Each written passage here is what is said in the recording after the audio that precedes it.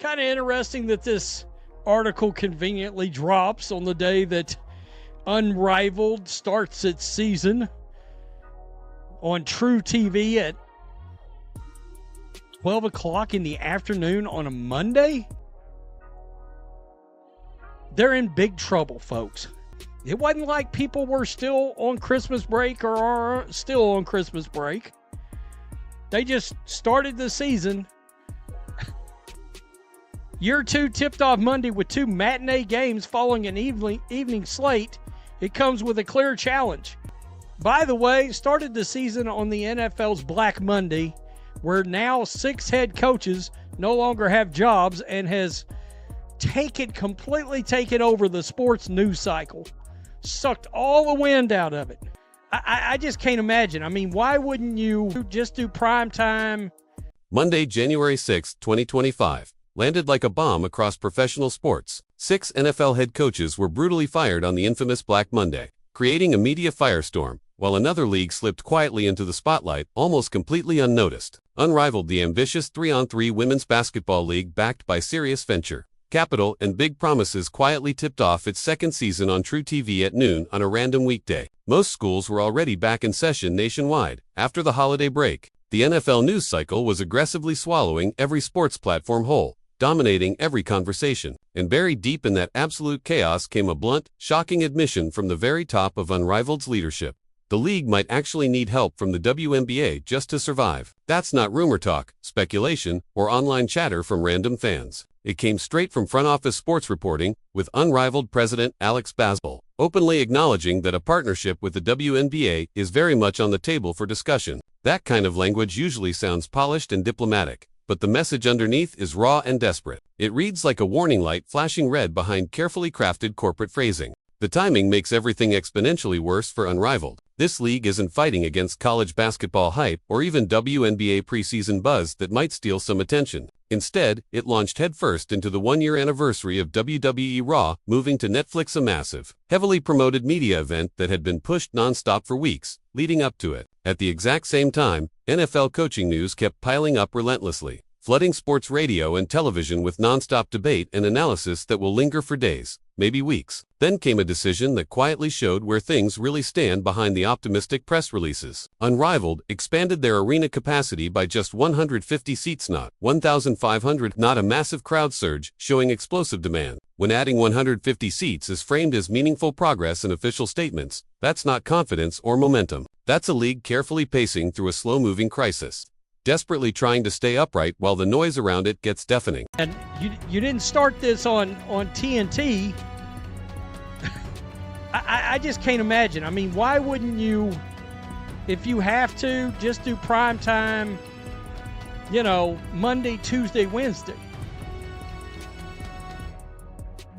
By the way, they're going up against WWE tonight. 1-year anniversary of Raw on Netflix. It's going to be a huge show. That's who you're going up against?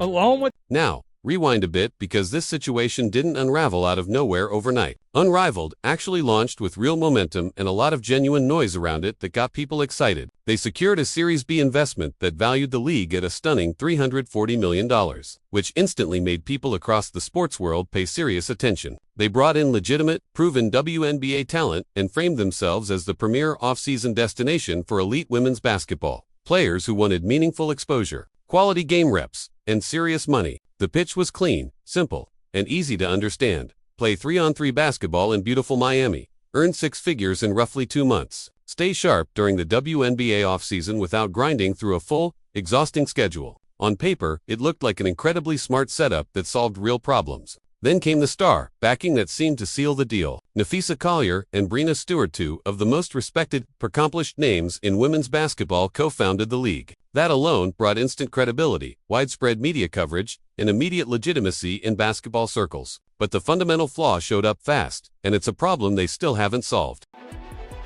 Now, it goes on to talk about the great, and I do mean the GOAT, David Stern, coming out and talking about why the WNBA was created. It was created as a league opposite to the NBA, purposely, so people would have basketball to watch when the NBA wasn't playing. It goes on to talk about the fact that the Unrivaled's got all this new money. Well, it's just investment money. All right, Series B investment valuing the league at $340 million.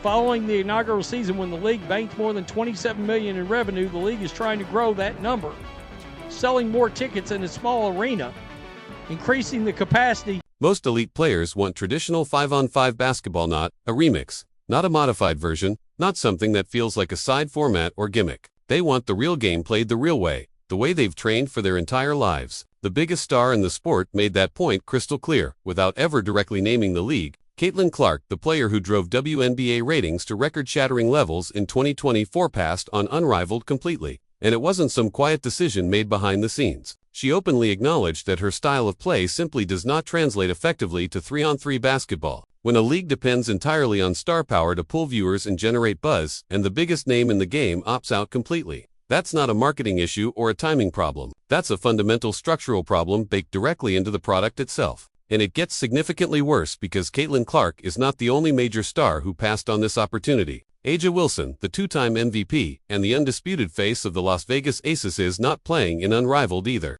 Angel Reese is also completely absent. Even though her rivalry with Clark drove absolutely huge engagement and non-stop media attention all season long, Sabrina Ionescu, one of the most marketable players in the entire WNBA, is missing as well. When Unrivaled opened its second season, it did so without 5 of the most recognizable faces in women's basketball. That matters more than people want to admit, especially when you look at the financial reality.